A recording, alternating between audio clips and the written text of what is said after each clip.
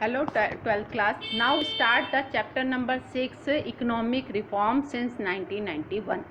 1991 के अंदर आर्थिक सुधार, जिसको हम न्यू इकोनॉमिक पॉलिसी भी कहते हैं.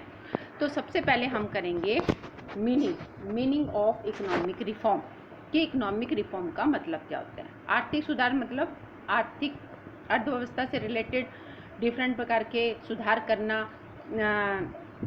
जिससे एक इकोनॉमी की ग्रोथ और डेवलपमेंट हो, तो उसको कहते हैं इकोनॉमिक रिफॉर्म. यानी कि सेट ऑफ इकोनॉमिक पॉलिसी के सेट को हम जो डायरेक्टली पेस ऑफ ग्रोथ और डेवलपमेंट से हो, उसको हम कहते हैं आर्थिक सुधार. इन 1991 की बात करते हैं तो गवर्नमेंट ने डिफरेंट प्रकार से 1990 के अंदर जो क्राइसिस हुए थे उससे ऊपर उठाने के लिए जो है ना डिफरेंट प्रकार की पॉलिसी बनाई, आर्थिक सुधार बनाए. और ये रिफॉर्म जो है किस नाम से जाने जाते हैं? New economic policy. ठीक है. तो न्यू इकोनॉमिक पॉलिसी के अंदर क्या क्या चीज़ें ली? फर्स्ट लिया लिबराइजेशन, एल के स्थान पर. सेकंड लिया प्राइवेटाइजेशन, क्यू के स्थान पर. फिर थर्ड लिया पॉलिसी ऑफ ग्लोबलाइजेशन, पी के स्थान पर. LPG set off replace of LPQ, क्योंकि 1990 से पहले LQP के नाम से इसको जाना जाता था और जो बाद में चेंज करके क्या बना दिया गया? LPG. L मतलब liberalisation, P means privatisation, G means globalisation.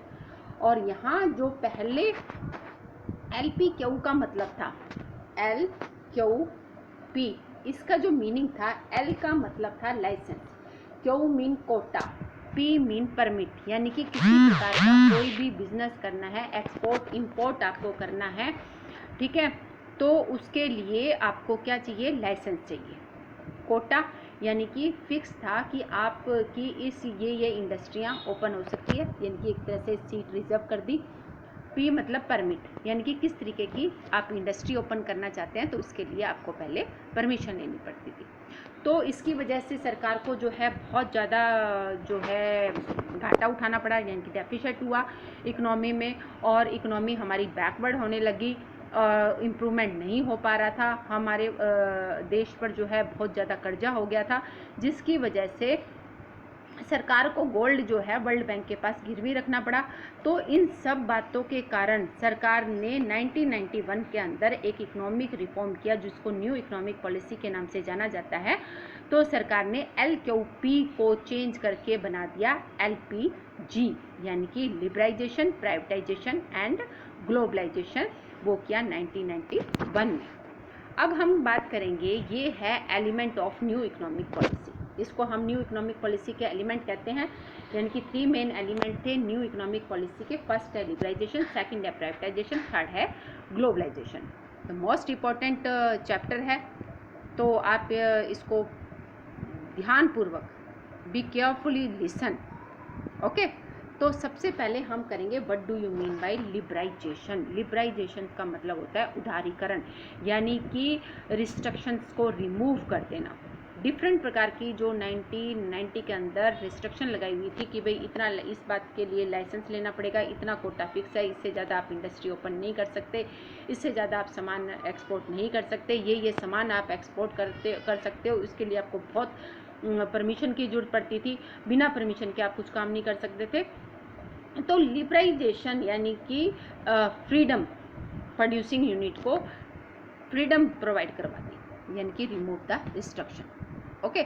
तो लिबराइजेशन ऑफ इकोनॉमी का मतलब होता है फ्रीडम ऑफ प्रोडक्शन यूनिट, यानी कि प्रोडक्शन यूनिट को क्या दी देगी? आज़ादी देगी.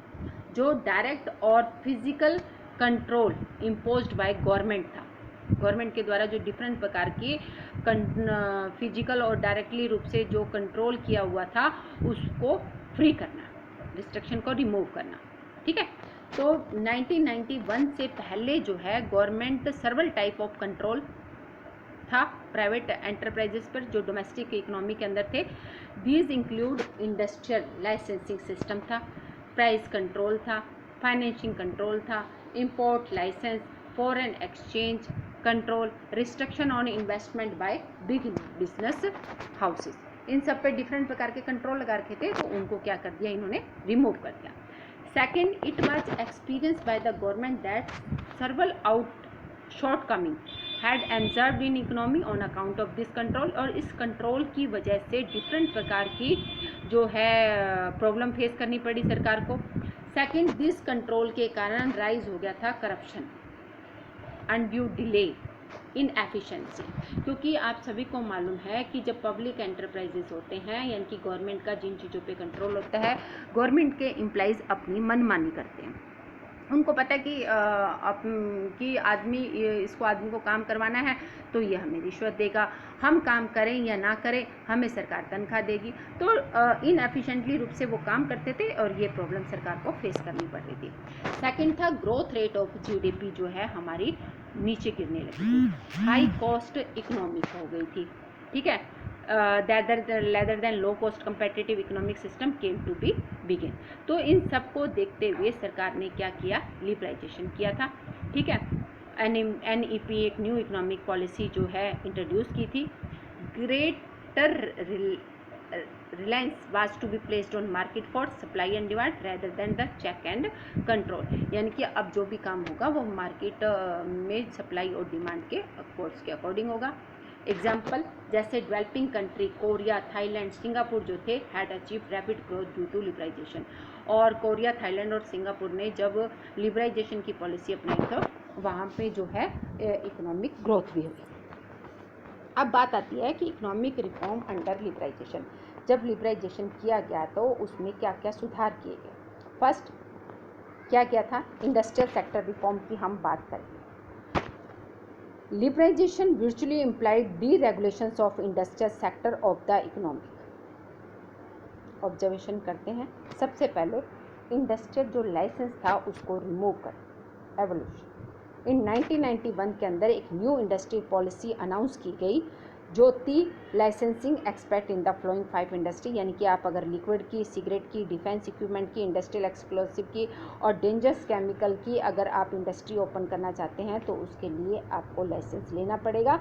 अदर देन अगर कुछ और इनके अलावा अगर आप कुछ और बिजनेस कर रहे हैं, इंडस्ट्री सेटअप कर रहे हैं तो उसके लिए आप फ्री हो। Second, constructions of public sector under the new industrial policy, number of industries reserve for public sector was reduce, क्योंकि सबसे पहले क्या था कि सरकारी जो है उद्योग चल रहे थे, अब उनकी संख्या को कम कर दिया गया, 17 to 8 कर दिया। 2010 और 11 के अंदर ये industry reduce in 2 way, atomic energy और रेलवे, सिर्फ 2 ही जो है इंडस्ट्रियाँ सरकार ने अपने पास रखी, बाकी कुछ इंडस्ट्रियाँ जो है वो प्राइवेट एंटरप्राइजेस को सेल करती हैं। फिर है D reservations of production area, production areas which earlier reserve for SSI, जो स्मॉल स्केल इंडस्ट्री के लिए कुछ प्रोडक्शन एरिया जो है रिजर्व कर दिया, क्योंकि force of market were allowed to determine allocations of resources, ताकि हमारे जो रिसोर्सेज थे उनका सही तरीके से यूज हो सके। फिर है प्रोडक्शन कैपेसिटी को एक्सपेंड कर दिया गया, प्रोडक्शन कैपेसिटी बढ़ा दी गई, ठीक है, क्योंकि पहले किससे लिंक थी, लाइसेंस से लिंक थी, अब फ्रीडम कर दी लाइसेंस के से, तो कैपेसिटी क्या होगी, इम्प्रूव, क्या प्रोड्यूस करना है, कैसे प्रोड्यूस करना है, किसके लिए प्रोड्यूस करना है, डिपेंड ऑन मार्केट कंडीशन के अकॉर्डिंग ये फ्रीडम दे दी गई। फिर है freedom to import capital goods, और कैपिटल गुड्स की क्या क्या इंपोर्ट करना है, कैपिटल गुड्स कौन सी मशीनरी बनानी है, कौन सी टेक्नोलॉजी को आप लेकर आना चाहते हैं, तो इसके लिए सरकार ने जो है आज़ादी दे दी। Permission was no longer required for the government to enter international agreement for the import of technology, अगर आप इंटरनेशनल लेवल से कोई टेक्नोलॉजी लाना चाहते हैं, इंपोर्ट करना चाहते हैं, तो उसके लिए आपको सरकार से परमिशन लेने की ज़रूरत नहीं होगी। तो ये जो है रिफॉर्म किए गए थे इंडस्ट्रियल सेक्टर में। क्लियर कि इंडस्ट्रियल सेक्टर में अंडर लिबरलाइजेशन क्या सुधार किए गए, प्रोडक्शन कैपेसिटी को बढ़ा दिया, इंडस्ट्रियल लाइसेंस को रिमूव कर दिया गया, पब्लिक सेक्टर कम कर दिए गए, प्राइवेट एंटरप्रेन्योर ज़्यादा ओपन फ्रीडम दे दी गई, कैपेसिटी बढ़ा दी गई, जो स्मॉल प्रोडक्शन एरिया था वो स्मॉल स्केल इंडस्ट्री के लिए जो है रिजर्व कर दिया गया, और साथ में freedom to import capital goods, तो ये जो है किए गए। तो ये थे हम आज फर्स्ट टॉपिक ही करेंगे लिबरलाइजेशन का, इंडस्ट्रियल सेक्टर रिफॉर्म की। लिबरलाइजेशन में इंडस्ट्रियल सेक्टर रिफॉर्म सुधार क्या क्या किए गए, ठीक है। कब, पहले क्या पॉलिसी थी 90 तक, उसके बाद 91 में क्या पॉलिसी बनाई गई, किस पॉलिसी को किया गया, एलपीजी को चेंज करके एलपीजी बनाया गया, ठीक है।